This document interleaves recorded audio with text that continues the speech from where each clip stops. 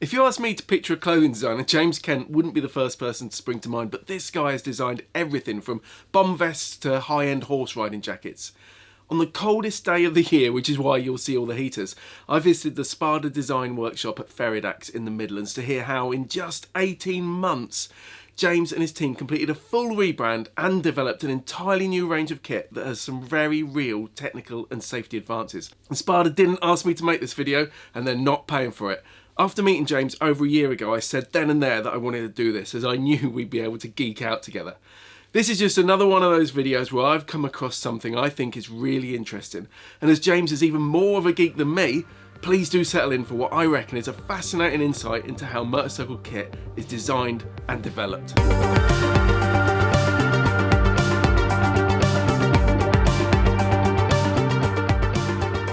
Right, so I'm James Kent, and I am the product creator of Spada.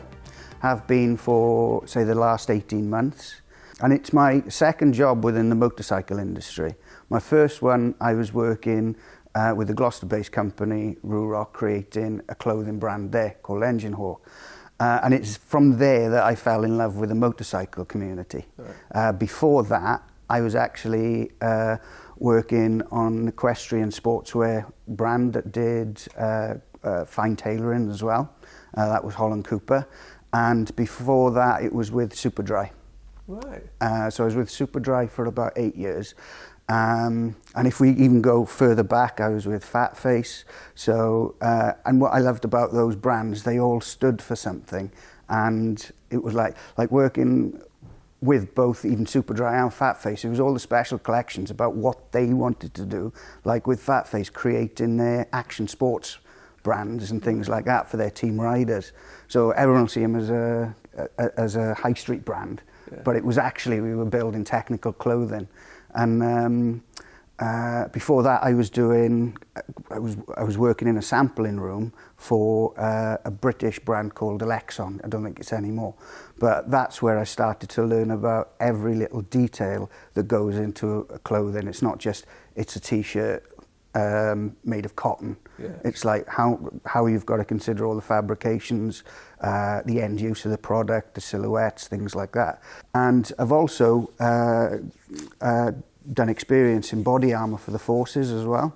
Okay. I had the opportunity to either go to Sri Lanka and work for Victoria's Secret, which I know many people would say I've made the wrong choice here, but I went to, I thought, no, growing up, you're always into the comic books and there's always aspirational stuff, and it was just getting to a bit closer. So if I could work on body armour, I could understand a bit more about the protection and things like that as well. Because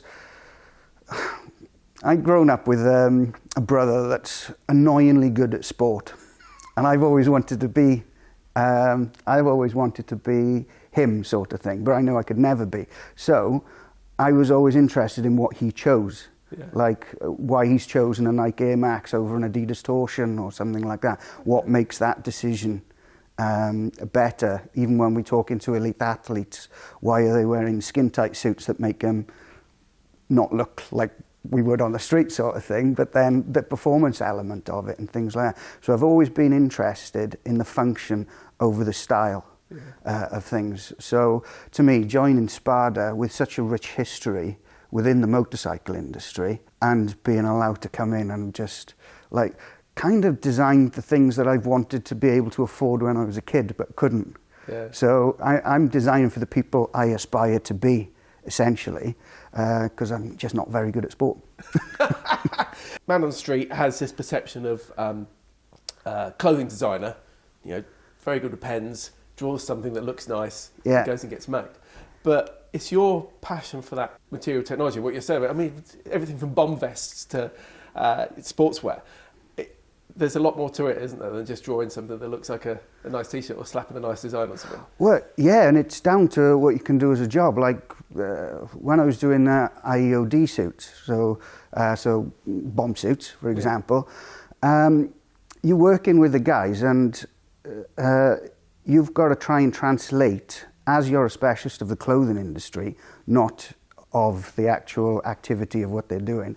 You're then looking at what is making the difference. You listen to their complaints, or suggestions, but you've got to interpret that. You can't expect them to be the pattern cutter for it. Yeah. So, like if their movement of it, say when they're moving their arms forward or the biceps tight, it might not be. It might be that the armhole's too low or the across back is too narrow. Right. That's what the restriction is. Like when you lift your arms up and your jacket comes, it's not that your sleeve is too short. Something like that could be the back is the problem.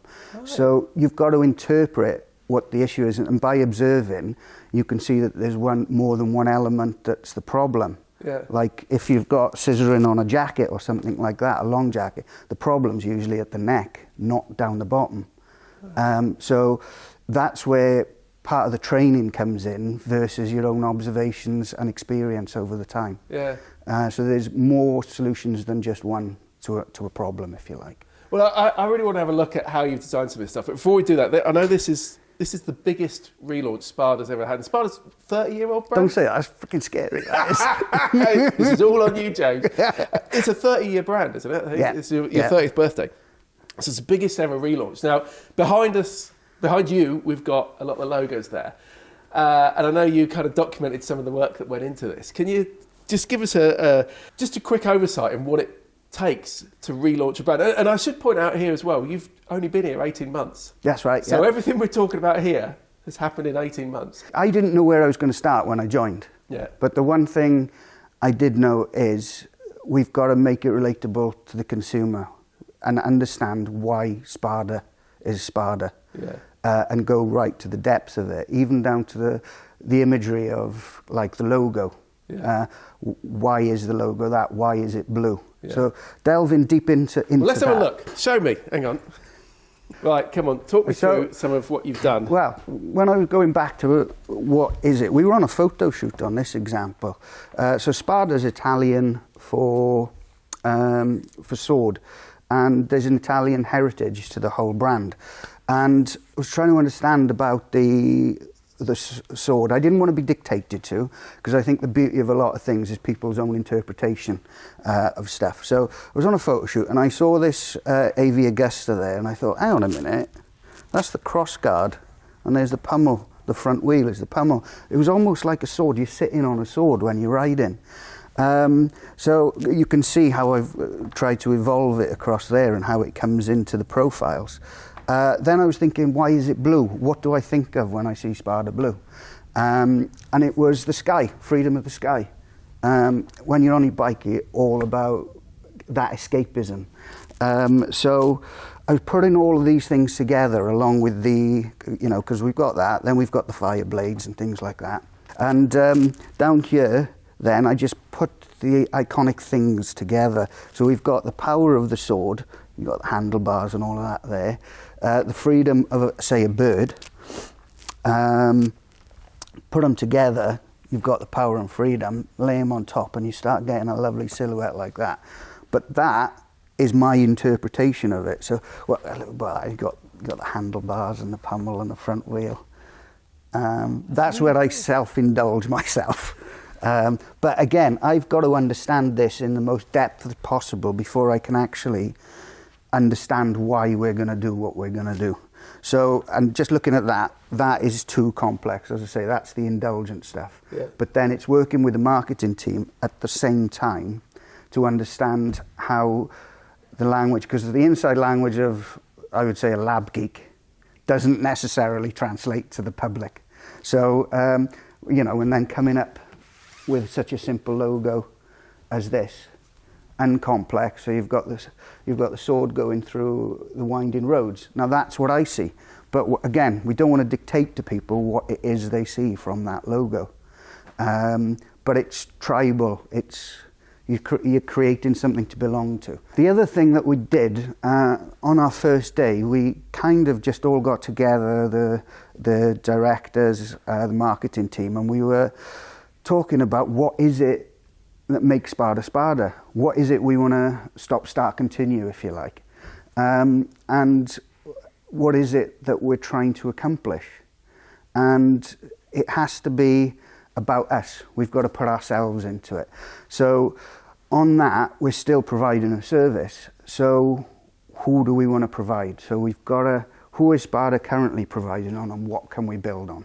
So we had to understand those things. So like what we're looking to do, there's so many tribes in the motorcycle industry, or community should I say, but we can't be everything to everyone. So what is the value to us? So the three things that the big tribes that we were going for is like the city rider.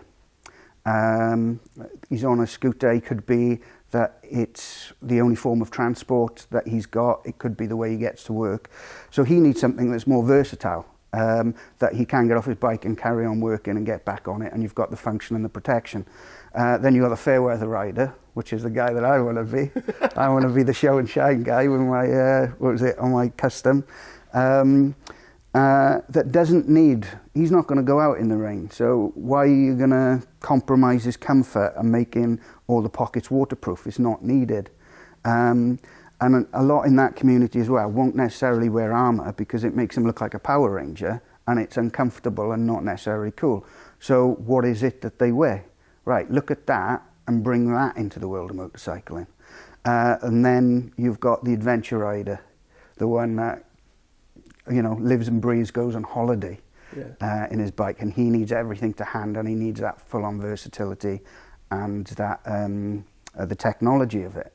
But all of those won't necessarily relate to one logo or to one branding. So then you've got to start considering how are you going to label all of these garments. So that comes down to all the trims and things like that. So this sort of logo is quite vintagey looking, as simple as it is. So, but this wouldn't relate to, say, this guy or this guy. So that would be more vintage, where we need something more relatable. What do they wear? What do those people on the scooters in the cities, what do they wear? What brands are they wearing? Make it relatable to them. So you've got to look how you can separate your logos, and the same with the adventure rider. So for example, if we were to go for this for the city, this for the fair weather rider, and then this sort of thing for the adventure rider, they're all the same brand, but it's understanding your customers, how to interpret it. So you can't just think, great, I've made a jumper. You've got to think of the whole lifestyle of what you need to facilitate. And the only way to do that is talking to people, observing, learning. So what did it take? Did you have focus groups? Yes, and the great thing is, because we're in the motorcycle industry as well, we've got loads of riders in-house as well. There's loads of online communities. There's the Bennett Social. Actually, yeah, because when we came, you had some of our stuff on the board, didn't you? Well, we just dissected that together to see what opportunities are there.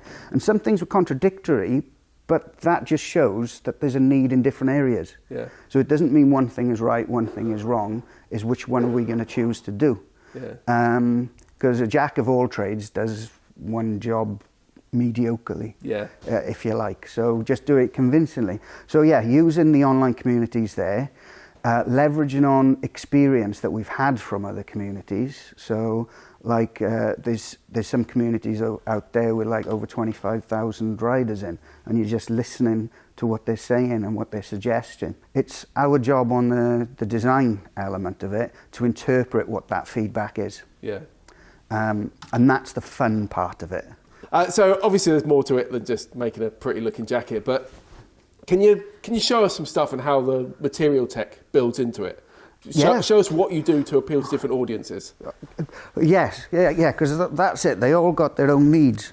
For example, with us, we don't want to spend our time just thinking of the big value items. Every item has got to have the same thought of it, whether it's the emergency waterproof, if you like.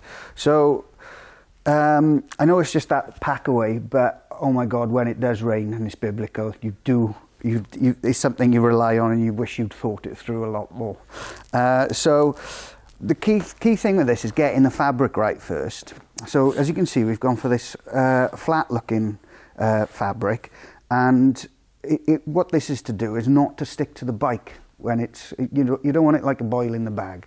So it's like, all right, what material can I think of for using this? So I was like, look at outdoor sports, what they're wearing, because they're lightweight and things like that.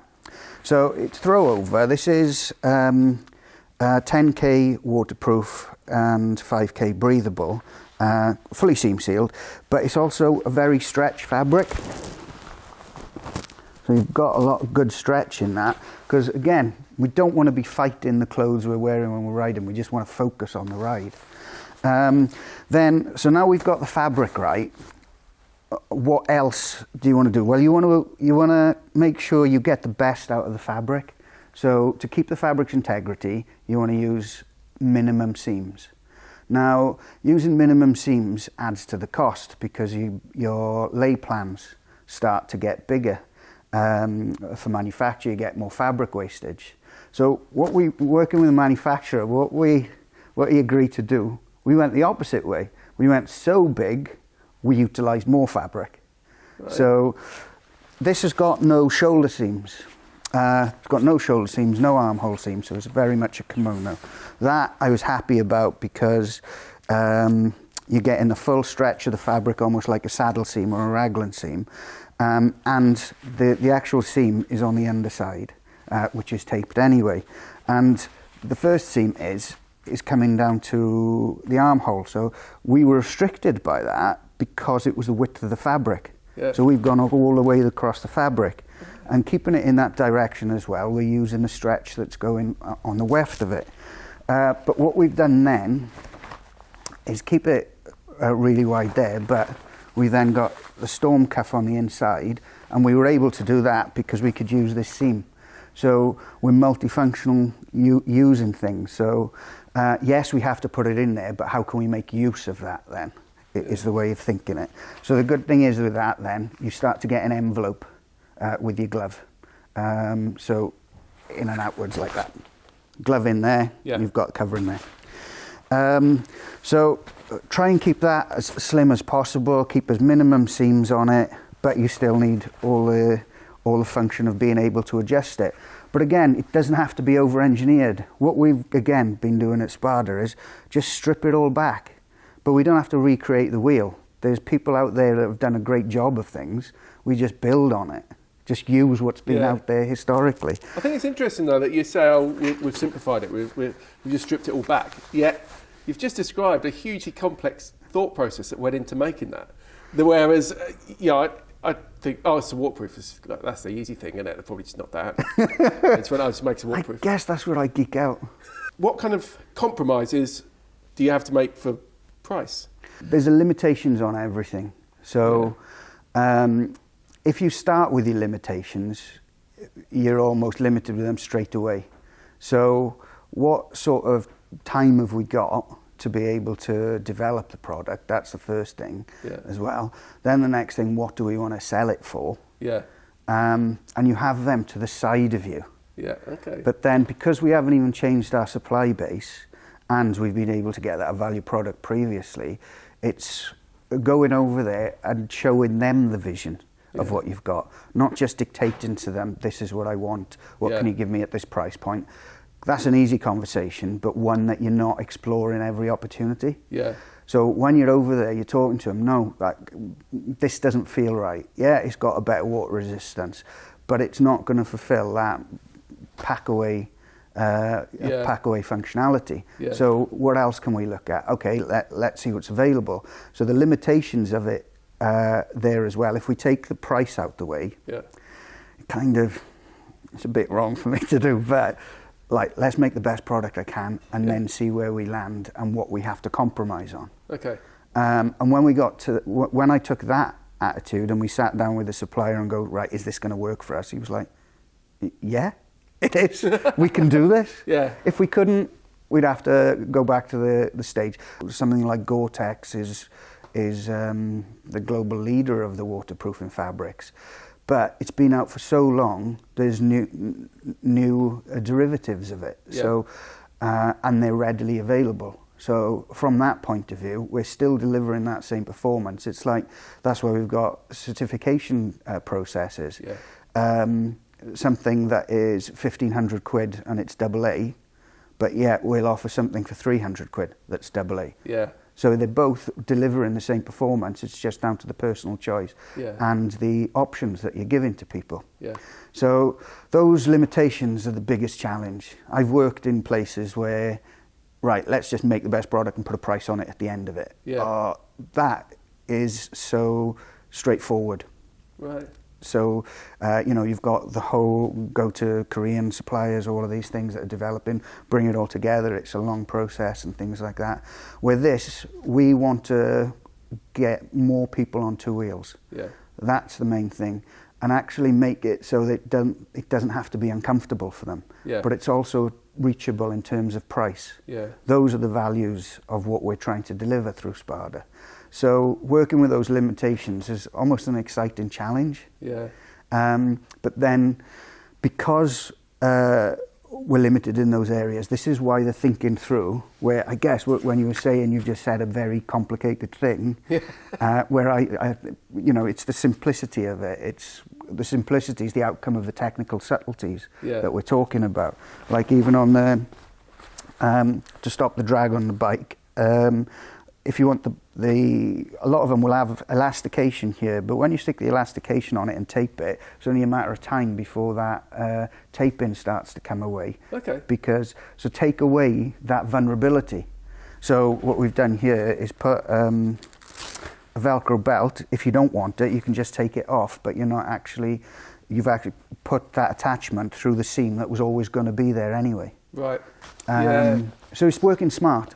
We know about safety certification, but you've certified waterproofing. Yeah. I don't know if anybody else. Show me. What does that mean? Well, I don't know if anybody else who's done that. Because we all hear it's a 10,000, 15,000 head. Yeah, and that's where waterproof. you kind of start with your fabrics, because that's how they're rated, but they're rated as a fabric. Yeah. And then you automatically assume, because it's seam sealed, the whole garment is it. But if that isn't welded to the same standard as what the lamination or coating of the fabric is, then it's not necessarily 10,000 all the way through the garment. So this is just like safety certification. So people will say, oh, well, it's a material that can do this. Yeah, but what's your garment certification? Yes. What will the whole package do? And that's when people were constantly mentioning about waterproofing and all that. And don't get me wrong, if you start riding with a zip open, then you've compromised it anyway. Yeah. But it's like, well, who is out there in all weathers besides a motorcyclist who chooses to be? Who is out there in all weathers that has this kit? And basically, if it's their job, they have to do it. Yeah. It's like railroad workers, civil engineers, things like that. Yeah. So what are they wearing? Yeah. You start looking into that world, and you're like, well, they're not 10K. They're EN343. Right, what is EN343? Right. And then that is a certification of a waterproof garment as opposed to a waterproof fabric. Right. So when we were sending this, because we tried to launch this last year as well, but we wanted to get the most waterproof we can. Yeah. So it's taken us, working with our supplier as well, constant submissions and paying for the testing and all that, to do all the different seam taping, getting the seam taping, trial and error all the time, and you're just watching the lab results coming through, and it's bubbling underneath the taping, and you're going, oh, still not there. But we've managed to get this garment to the EN343 rating. This will also be EN343 as well. And again, what we're doing there is trying to accommodate for two tribes, but giving the same functionality. Yeah. Because the same end use is what's needed. Yeah, these are two very different looking jackets, aren't they? Yes, totally. You've got more of a classic, like commuter motorcyclist, and you've got the zip-out thermal, where this is designed to work with the layering system that I was just talking about. But you've got more of a snow sports influence here, but keeping all the functionalities that you need. So you've got vents for this side, plus you've got the pockets that side, ergonomic pockets on the back. Yeah. Quick stuff with the vents there. The zip-out hood, and when you think of the hood then, kind of gives it more of that sort of Volcom action sports version. Yeah. And then when you stick it in, the hood back in, it's more like a yachting. So it's taking those lifestyle sports Yeah. into it. Again, it's like giving the options of the ventilated jackets. You know, I think I mentioned it earlier, where it's like considering those people that want to ride in the hot weather but still want to be protected. Yeah. We want to encourage more people to be protected when they're on the bike. Yeah. Show me something where you had to compromise. One of the biggest challenges was creating the motorcycle hoodie. Now, I'd refer to it armoured hoodie. As soon as you say armoured, it gives it that perception it's heavy. Yeah. And we've got to look back to why we wanted, why we wear a hoodie. Not just the fact of it's an iconic style, it's a classic style. It's like, why do we choose it in the morning to throw on? And it's for that comfort value. It's, and that's what we've got to try and deliver, not just a motorcycle jacket with a polyester cotton jersey over the top and saying that's a hoodie. That doesn't work for what we're trying to do. So going into the expensive world, this is a single layer jersey. So it works like a sweatshirt, and it's AA slide resistant. But the issue with that... So it's a AA... Yeah. We were talking about this earlier, the way you were describing it, and saying, okay, well, we had to take, you know, I wanted it to be comfy still. I thought, it's going to be... Yeah, for Spada, we can't go out there and say, yeah, you are, AA, and it's 300 quid. Yeah. Well, that's not what we're about. Yeah. Certainly right now, on trying to get more people on two wheels, if you like. So, okay, yeah, it's lovely, but it's not us. Where do we go from here? So what I was doing then was just going through the supply base, looking at different fabrics, and there was this fabric, this stretch fabric, which was actually being used in race suits in the stretch panels, like behind the knees, under the armholes, and things like that. So I said, but it's never been tested for necessarily all the tear and abrasion, but it would have been chosen before CE came into play anyway, because of its, yes, yeah. because of its performance properties. So it's got the super stretch on it. So I was fortunate to work with a supplier that was able to build the fabrics and manipulate the fabric. So I was like, right, let's try it in a hoodie. And I was met with a lot of resistance, because it's not the normal thing to do. It's like, what? You want to just use that and make a... Okay, whatever. So we started doing that, and that's when it started to build. So what I decided to do was bond it with microfleece on the inside. Now, even though you're not seeing it because it's a lined hoodie and the armour's anchored off the lining, that adds the loftiness of a classic hoodie. Yeah. So we've got that. So at that stage, and we wanted to make it price point sensitive. So we were like, right, we want to sell it for like 130 quid. Yeah. So, okay, for that, let's go single A. And do the best we can as a hoodie, because ultimately that rider in that category is probably bobbing around the streets, going just commuting from one location to the next. It's not high speed. So does he need that level anyway? So as I was developing it as well, I started to get a bit excited, and I thought, oh, we could do a waterproof version. So then we started to develop it in this is laminated to become waterproof, but then I don't know if you can hear it in the video, it starts to feel like a smock. Yeah. It actually takes us away from what we were trying to achieve in achieving a true hoodie that would protect you.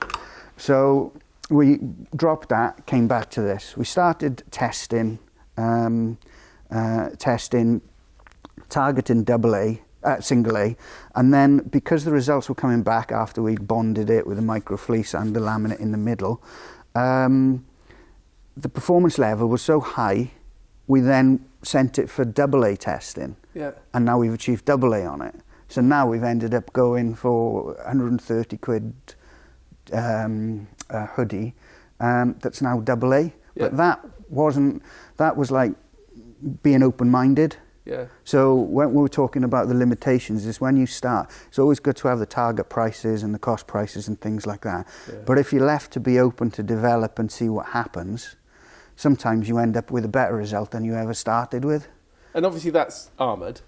Yes, yeah. Well, obviously, it wouldn't be certain. What armour has it got in it? This will have... this is another surprise for me for in 18 months. Yeah. When I was over in Pakistan, I was visiting armour suppliers because obviously price is an issue. We'd been looking at what armours we can put in without putting the price high. Now, sometimes you have some restrictions that one supplier works with an armour supplier and that makes it easier for him to obtain.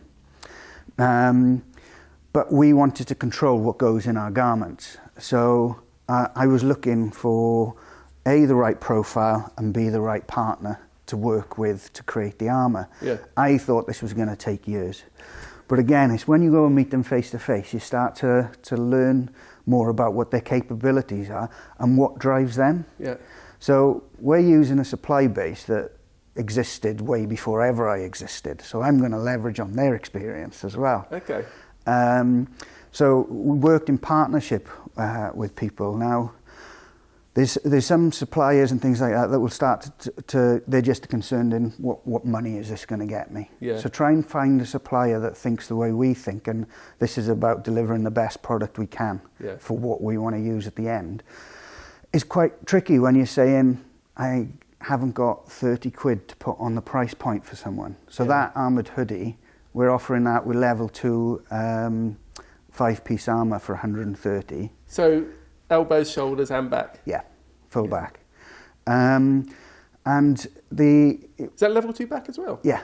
Yeah. Yeah, and again, this was a surprise to me. That, can we do it? But finding the right partner to do it, it was awesome. And it was like an 8 o'clock in the night meeting by chance. It was like, I'm at the end of my tether. I don't know what I'm going to do yet. Yeah. And then, so rather than just thinking of the price points and things like that, it's, right, what do you want your armour to be?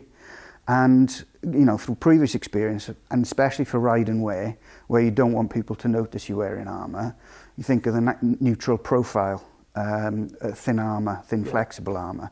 But that has its drawbacks, because when you do bend, because no body has a straight line on it. Yeah. So when you do bend, you see all the crimpling coming from the sides anyway. So then I thought, well, actually, there's something in the curved armour, the formed armour, but I still don't want it to influence the product. Like some of these armours that I'm seeing have got loads of patterns on the back, and you've spent 400 quid on a leather jacket, and by the end of the year you're getting all the pattern coming on the outside because it's worked through.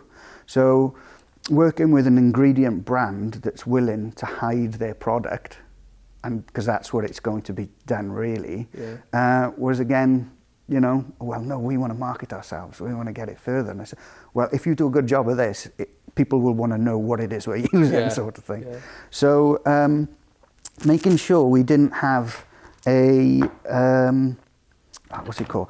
So trying to keep it neutral on the top so it doesn't actually go through. So this is an elbow and knee armour piece. So working with this profile, but obviously we've got to keep the thickness as far as possible to cover the zonal areas, but then chamfering it off so thin that it almost just blends into your own shape, rather than it just being a step. So thinking of what it looks like on the outside. So let's not try and be all fancy on the front. Keep all of that for the inside. So that's where all the impact is allowed to disperse and things like that. Now, one mistake I've made in the past is not consider the hot weather environments. So when we started to say, okay, let's do a mesh jacket, because you still need protection, but you're overheating. So let's just make a good way of wearing armour on your body. So then I started to take a solid one, put it in, and I thought, right, I've just taken all the breathability that I've put in with all the mesh.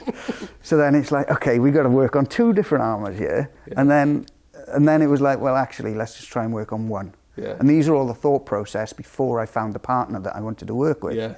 So, and I was just like, I don't know how this is going to happen. But when we met, we were more interested in what we could achieve and putting all the value we can into comfort for it. And then having it that it can be convincingly ride and wear. So using that brief, that's how we redesigned these. Now, even on that, so that was a 3D mould of it. So this armour's specific to you? Yes. Right, so I was still, even while we've been talking, I was thinking you found the armour that you wanted to use. You found the supplier that makes the armour you want. Yes, because again, it's trying to think outside the box. It's easy to buy something off the shelf, and it might have been where we were at. Well, and I thought that would be the only financial way you could have done it. Me too.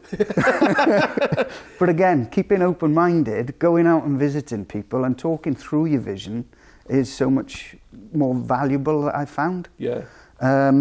So when we got the first sample back, I was like, this is great, but I can actually feel the pattern when I'm wearing it on my knee. Yep. So I said, the concept isn't working here. This is way too hard. And when we got the results back, it was like, we're far surpassing the protection level. Yeah. So it was like, so even if I put this out, as good as it is, and it's far surpasses, and we would love to be telling people that, Yeah. no one would want to wear it. Yeah. So there is that balance in it. Yeah. Again, it's those, you know, we want more people to be protected. So when we talk about the fair weather rider, we don't want him to not wear body armour just because he doesn't feel cool or something. Yeah. Yeah. So it's like, right, we've got movement to improve this comfort. So we came down to a few other versions, and like, we're getting it as floppy as this. Yeah. But this was borderline protection. So we didn't want to do that. We wanted to go, that's too far now. So is that borderline level 1 or borderline level 2? Level 2. Borderline level 2? Yeah. So you could quite happily have just gone, I don't want to sound like I'm blowing smoke up your ass, but you could have just said, well, we've got level 2, that's all we need. Yeah, but it's, again, it's not what we're about. Yeah. It's a borderline. I don't want to live like that. So do you get in many arguments for your bosses over stuff like this? No, because we're all aligned. Okay. First of all, it was more of a surprise to everything in how we're thinking. Yeah. Oh, we didn't think of it like that way. Yeah. But it's lovely working with a team that is willing to just, okay, let's give this a go. Yeah. Obviously, we have discussions, and they're discussions there. So, and working with them again, we managed to get the breathability. So we didn't need to make 2 different sets of armours. So, and again, because as you mentioned about the level 2, we could offer a level 1 for our lower end product, but we're doing it for the sake of doing it when we can actually get level 2 throughout. Yeah. And especially on something like the hoodie, which it's not a touring garment. You want impact and protection and everything. You know, you don't want to focus only on abrasion resistance. Obviously, at high speeds touring and stuff like that, you want to make sure the garment's going to hold together. Yeah. But the impact protection is vitally important in anything. What I like about the curve stuff is it seems more likely to stay in place. Yeah. Is that something? What are the challenges when you're? Well, you're quite right there because about it staying in place, because everyone wears their clothing differently. Yeah. And when it's curved, it's like if you're wearing too long a trouser, it will hold up. Yeah. Depending on the tight fit and how you're wearing it. Yeah. It's like there's adventure trousers over Go on, there. show me. Well, so on the back of these trousers, this is, if you use this now, it might feel like the leg is as tight as you want it to be, but if someone with a shorter leg tightens that up, it holds the armour in position. Right. Yeah. So it's not floating around as much. It's not just about narrowing the leg and I've got a tab on it for the sake of being a tab. Yeah. And then if we look at the jeans, that was another thing I love doing. Let's have a look at the jeans. So jeans, to me, you don't mess about with jeans. Yeah. They're an iconic piece that kind of need to stay as that. What we don't want is a motorcycle trouser style like a jean. Yeah. That was quite crucial to what we wanted to do. It sounds like through all of this, that what we talked about at the start, you're thinking about your users. Yes. Your target audience. It's like it's ingrained, isn't it? It's not something you have to refer back to your documents. This is in you. Yeah, and it's all that thirst to understand. Yeah. Is where I want to get this from. It's like, why is a salvage jean a salvage, and using a lap felt seam with a nice clean finish rather than an overlocked seam. Yeah. There you go, I got an overlocked one there. So these are better than my own jeans. But then with what we didn't want to do is end up having a seam coming across. So as these wear, so what we've gone for is a raw denim. Yeah. So this, I would encourage people never to wash. That sounds really weird. You can always stick it in a freezer bag to kill the bacteria. But if you want that authenticity and it starts to wear in your own unique way, don't wash it for like about a year. And that's what you'll start to get. Is that what you do with the jeans you're wearing? Exactly, yeah. Exactly. And I'll be wearing these when they're delivered. Yeah. Yeah. I didn't want to get any of these. You design a lovely jean and all of a sudden you've got a seam across here because you've had to reinforce or put the armour and things there. Yeah. So with this and going from the versatility of using that tab there, we didn't want to take away from the original style. We've taken more of an influence. Now, a lot of people have done this where they've done the drop liner, half liner on it. But what I was adopting this from more so, and the fabrics we use, is what they would use for a line trouser, half line trouser for a suit. Yeah. So you'll have that in there for when you move in, the trouser slides up your knee. Yeah. So choose a fabric that gives that functionality because you're going to have to use it anyway. Yeah. So this actually makes it more comfortable than the denim because you've used this this polyester on here. I've put it in on the bias so it goes with the stretch of the denim as well. But on the bottom then, we've got 3 shelves. So you've got 3 different positions for putting your armour. Right. So it's all profiled out there, but you go in there and you've got a drop shelf in there. Right. So without even have to offer in too many different fits, you've got versatility within it. So that's another, it's that consideration of how you're going to stock them all. And if you don't sell many of a certain waist and leg combination, you've eliminated that potential expense or wastage. Yeah, it's working smarter. Yeah. It's working smarter, and like what we'd be doing is the braces, but we'll be, because that always keeps the draft and keeps the trousers up. Yeah. But using a system that works with all the trousers throughout. Right. So it's a five-piece belt loop system that you can put the braces on the top, and it will always work. Yeah. On these, what I love about these as well is a jean usually as an angle there. Yeah. It's nice and complementary to the buttocks, yeah. But ergonomically you put your hand in that way. So what we've done is switch over where the shaping going through the back yoke. Yeah. Re-angled the pockets, double lined the pockets, so you've got even more increased protection there.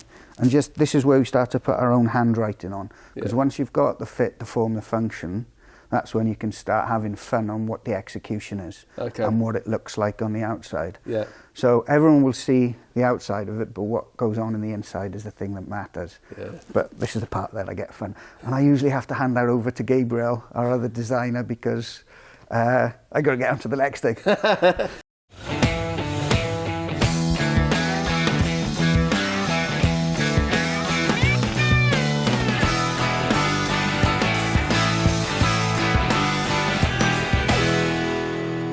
So yeah, look, let's show some leathers. Show some leather kit. Right, got a story for you then. So again, looking back at what Spada is about as well, this is one of our best-selling ride and wear jackets, if you like, the Air Force One. We're coming up to our 30th anniversary as well, so it's like, how can we celebrate that? Things like that. So we've got, this is the Air Force One, and this is what I like to call the Air Force Elite. So this is after an A2 bomber. So we're keeping the Air Force theme to it, but we've made a bigger brother, and we've made it in leather, and we've engineered this to be AAA as well. So the good thing is, because that was an A-rated. That's an A-rated. You've gone to a AAA. Yeah, and again, this is like the beauty of working with suppliers that have got their own tanneries. So this supplier was also does textiles for us, but when I was over there, without even realising, he's got his own tannery. And I was like, oh my God, I saw some fur there. Next thing, it's like sketch pad out. Yeah. By the end of the week, he's given me a sample of what I was visualising. But in designing this as well, because of that, we've got to get the protection. We know we've got the system where we've got the right armour. We know we can get all of that. That's where we start to have fun with it then. That's when we can start, because this is about style, not fashion. Things that don't go out of date. So Right. what is it that's in your wardrobe that you always wear? So this is an iconic piece. You'll see Maverick wearing one as well, and Top Gun. I'm just really chuffed with this, because what we've done with it as well is use a cotton drill, which is used from the khakis of actual military uniforms. Then, giving it the premium feel, we've put that sleek cherry lining in, so as you put your arms in, it just glides in. Okay. Glides in to do it. So that's something you have to think about as well when you're designing, isn't it? Yeah. How do the materials interact with you and what else you're wearing? That is exact. I always put myself into the environment that I'm trying to design for. Yeah. So what is it that Including annoys? bomb vests? Sorry? Including bomb vests? You had to. Oh, I got stories of that. But I would dress up like a Teletubby and roll about on the floor to see if it worked or not. Yeah. Sorry, I've gone off on a tangent. So yeah, what I will do is I'll constantly put stuff on and think about what's happening and is it annoying me? Yeah. And if it's annoying me, how can I avoid it? Yeah. And that's what starts to influence the way I think in doing the garments. Yeah. So you've got the button. You can take the fur off as well. Yeah. And what I like about this as well is you can button the collar down so it doesn't flap around riding, whether you've got the fur collar on or not. Okay.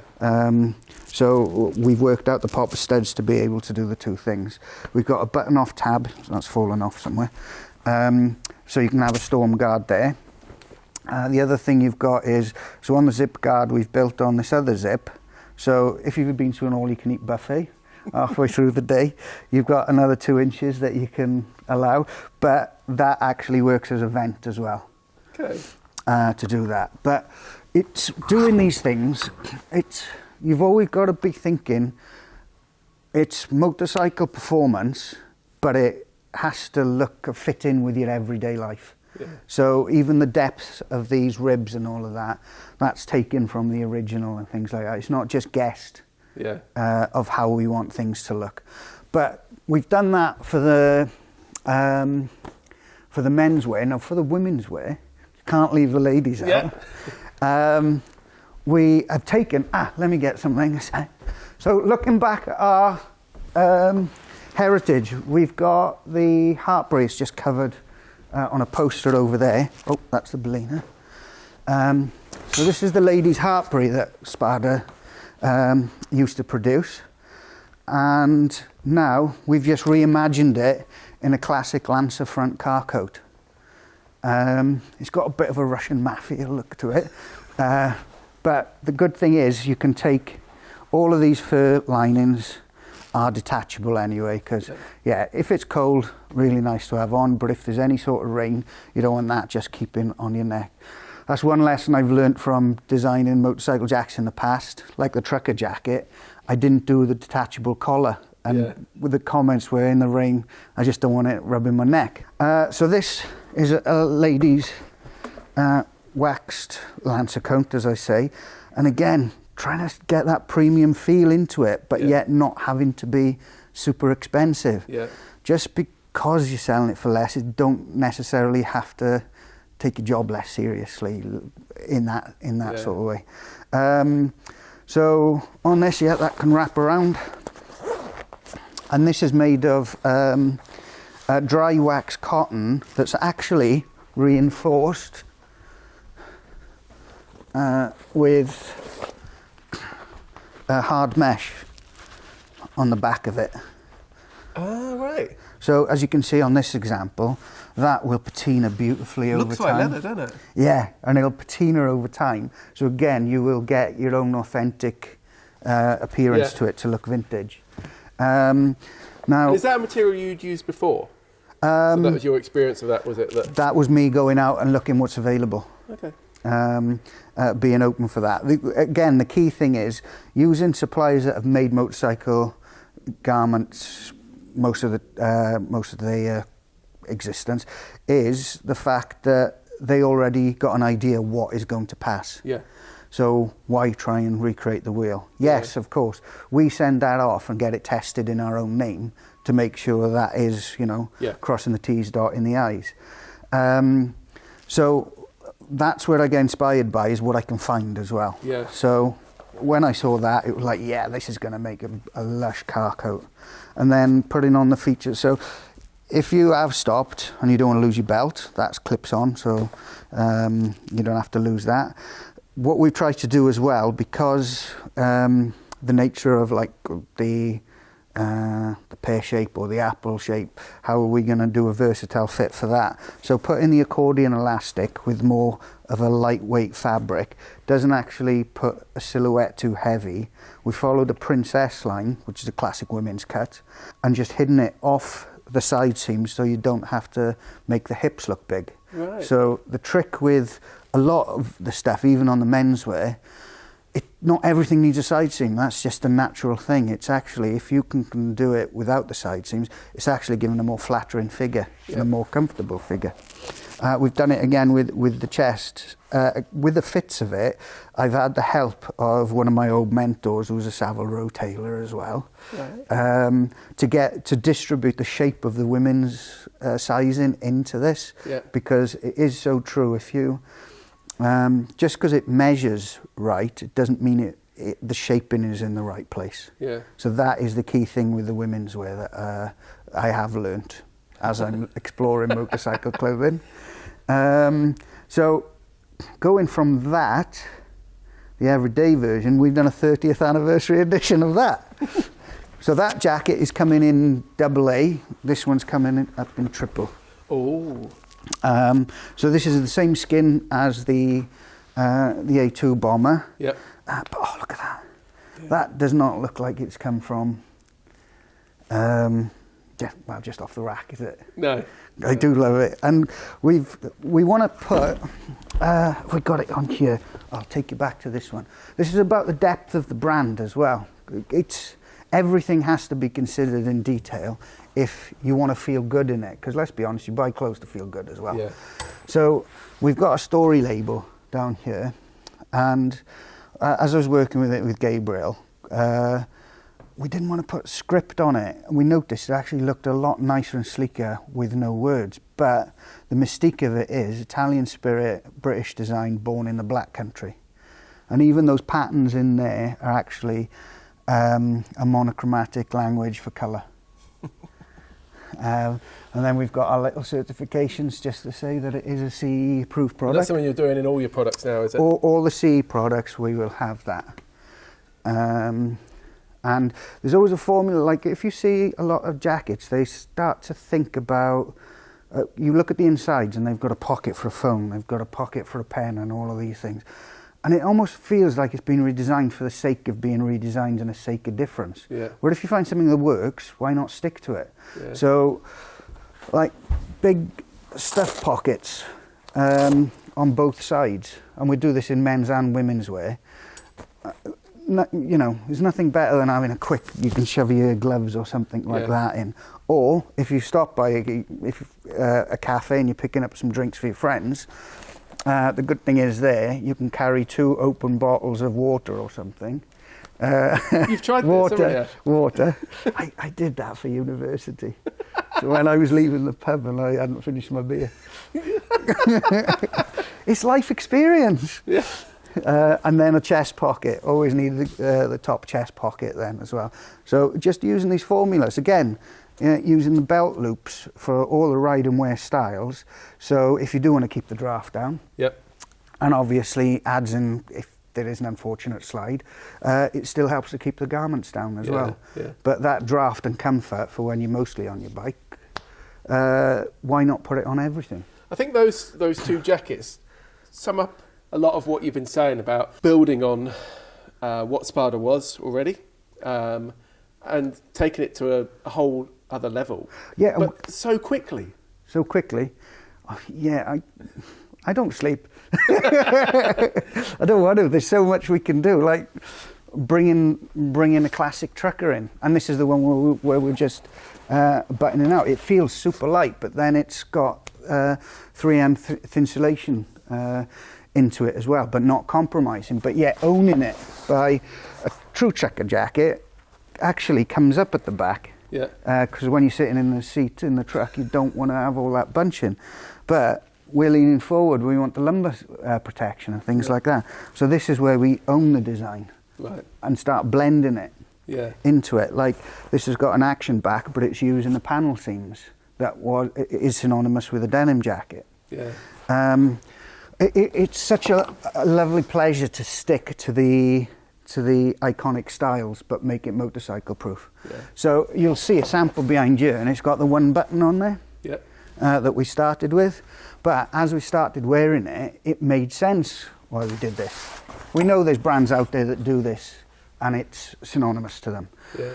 The reason we've chosen to do it is because when you're moving your arms forward and back, you're not bending the pocket flaps. So it becomes a function, it becomes a reason to do it, not just, oh, it's a style. It's like, if I'm to look at this Hanzo jacket, which is actually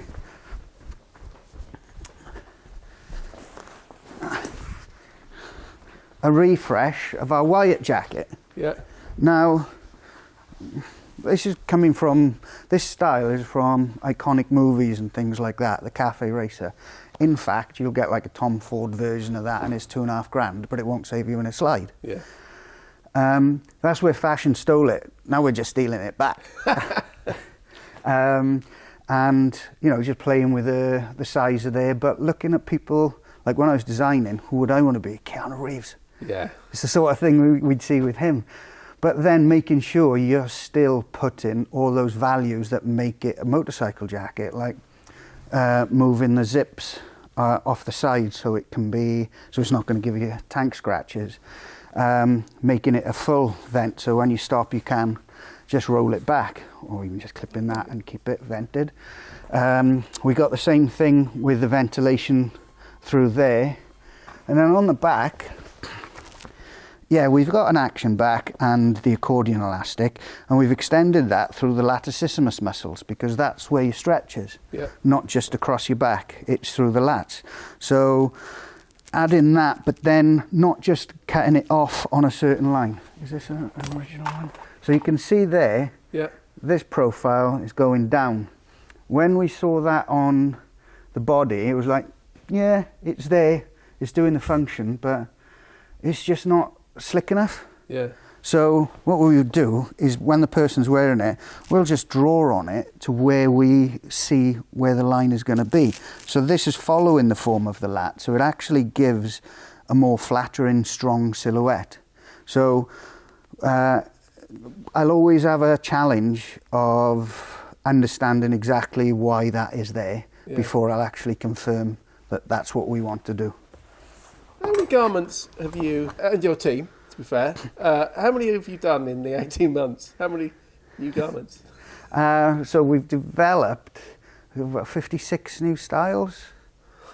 And don't get me wrong, that's probably, for me personally, is the biggest collection in the shortest time I've done. Because alongside it as well, we have been doing what you wear. So when you stop on your bike and you've got a bit of helmet hair, you need something to cover your helmet hair up. So we've been developing caps and beanies and things like that. These are lush because it's made with wool as well. Feel that? I know it looks like a dumbass beanie, but again, we're putting the same values into everything we're doing. Like with these seat belts, it's like I've had one of these before from another brand, and the finish here really cuts into my stomach. Right. But I love the functionality of the belt. So what we've just done is just added the rubber coating on the top of it, so it just makes it much more comfortable. So you were saying about this earlier, weren't you? You had a belt from a big name outdoor brand that you loved, but it didn't quite work for you, so you just redesigned your own. Yeah, it's like, I don't, there's footwear. Can we go to the footwear? I love a Timberland, and there isn't one out there that can do the motorcycle job or that. So rather than just compromise and wear a fashion Timberland, well, not even fashion, they are function, they are an amazing boot. Why don't I motorcycle proof it? Yeah. So taking this, sticking the ankle protection in, doing the traverse protection and all that, and getting a level 2 boot out of it. So that's 222? That's yet to be confirmed, but that's what we're on a promise of. Yeah. This will be thin insulated as well, made with Cordura. Yeah. And full grain. So this is the heat boot, and I bet you can see where the influence is there. And this is because making lifestyle relevance to the motorcycle clothing offering. So it's basically a winterized Converse in that sense. And what we've done, we've put an inner sock so we can actually keep the waterproofing right to the top edge. Right. And you can tuck away your laces so you don't have to start trapping it there. Yeah. You've got that bigger chunky feel of it's like a vulcanized toe, like a Vans or a Converse, but we've actually made it to be motorcycle proof. So if a bike falls on there, that's going to stay solid. Yeah. And then because this is such a ride and wear boot, and you know, when you're talking with these sorts of boots, you've got this, so the double thickness is protecting your foot. That will eventually wear and have a big hole in it, or have you, but it's still protecting your foot. It's not getting through, it's doing its job. But when you're doing a ride and wear, and you maybe want to go to the bar or just to meet your mates, and you still want to not carry 2 pairs of boots, but have your boot looking okay, you can take that off and you haven't got to worry that you've got signs of motorcycle. But again, it's looking at that function, we want it, but we don't, it's still got to have a relevance to the person's lifestyle. So where can we take influence from the fashion lifestyle of that? So I was looking at things like Yeezys, Adidas Yeezys and things like that, and then starting to put those elements into the shoe. We decided to make a sleek boot, a very sleek boot. Now, when I started doing this, I think I got one here, I had laces on it, which was quite a bit disappointing. And when we were showing it to some of the riders, they were, "Oh, we really like it, but this boot, you can tuck away the laces. Wouldn't it be nice if we could do that? Because we don't want loops around." And that's when I started to think, well, what about that Puma disc from back in the day? So we've added that lacing system now. So I know there's boots that are already using this, but they almost feel like big winter boots. Yeah. And yet they've got a super sleek lacing system, where this is now a super sleek boot with a super sleek lacing system. So we're getting that streamline. Now, this boot I originally done as a summer boot, but we don't get much summer in in Britain. So it was like, Anna was like, "James, why?" So I was like, "Oh, okay then." But then that gave me another challenge, and I don't know if you can see inside there, but it's all perforated. It is a waterproof boot as well. Yeah. That's all 3M Scotch Guard fabric in there. So when the light pops at that, hits that pops. That's cool. So we've got all the charcoal reflective going around. But the it doesn't look there. bikey when you... Totally. Yeah. And just, stylising the shift pads there. Yeah. And the sneakerhead gum sole as well. Yeah. So it all got to be considered. So, bringing that relevance back into the styles and things like that. So, as we're filming this is all about to be coming out. It's going to be hitting dealers within 2024. Yeah. But what's next? Because this has been a huge job for you, and I don't want to say, because it's not all over, is it? This is the start. No. Where do you go from here? Do you know what? We don't know. It's going to be up to the community to decide, and this is the beauty of it. We're not about just trends. Yeah. This isn't fashion, this is style. Yeah. So this is going to be, a trucker jacket doesn't go out of style. A check shirt doesn't go out of style. What we will do is listen to the community and build on what is missing. Yeah. So as these ranges and these tribes grow, when we get requests or we think that there's something missing, that's when we'll start adding into things. Okay. So to me, there's a fun to be had with doing heated technology. That's on my head because it's freaking freezing. Yeah. But so, there's ideas of doing heated technology and what is Spada's interpretation of that. there's still so much more to cover here.